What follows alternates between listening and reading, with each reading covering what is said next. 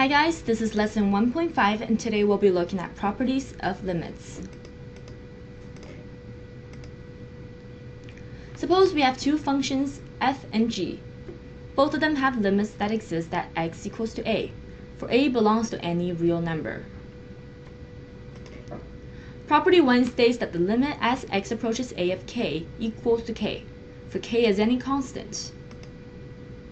Property 2 states that limit as x approaches a of x equals to a, keeping in mind that a is any real number. Property 3 states limit as x approaches a of f of x plus g of x equals to the limit as x approaching a of f of x plus the limit as x approaches a of g of x.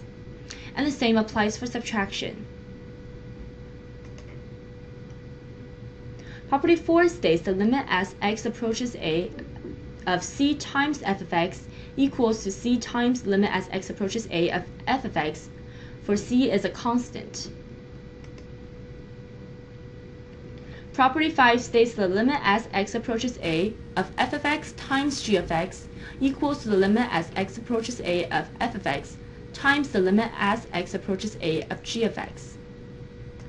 And the same goes for division, as limit of x approaches a of f of x divided by g of x, provided that g of x does not equal to 0 because the denominator does not equal to 0, equals to the limit as x approaches a of f of x divided by the limit as x approaches a of g of x, provided once again the denominator does not equal to 0.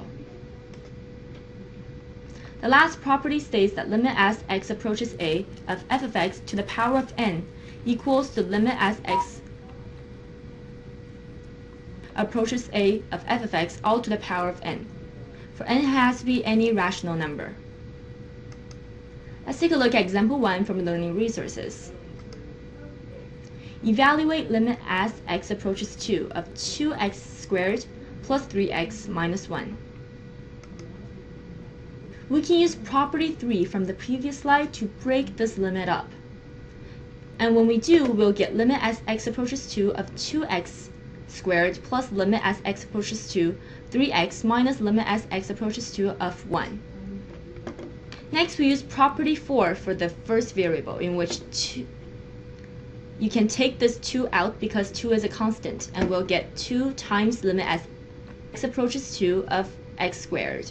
And for the next term, you take the 3 out because 3 is a constant, and we'll get 3 times limit as x approaches 2 of x.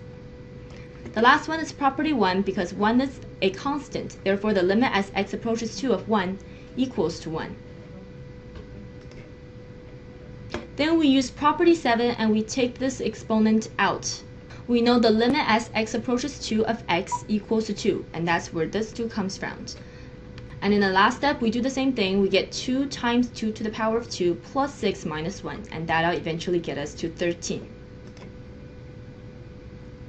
Also, if this function is a polynomial function, then the limit as x approaches a of f of x equals to f of a. Let's take a look at example 2 from our Learning Resources. Evaluate the limit as x approaches negative 1 of x squared minus 5x plus 2 over 2x cubed plus 3x plus 1. We start once again by writing down our original equation. Then we use property 6 to break up this division limit, provided that the 1 in the denominator cannot be equal to 0. Next, what we do is we plug in negative 1 for every x there are. And when we work this out, it will eventually be negative 2. And that's the end of this lecture. Thank you guys for watching. Remember that practice makes perfect, so please do your assignment as well as the end of chapter question. And I'll see you guys next time.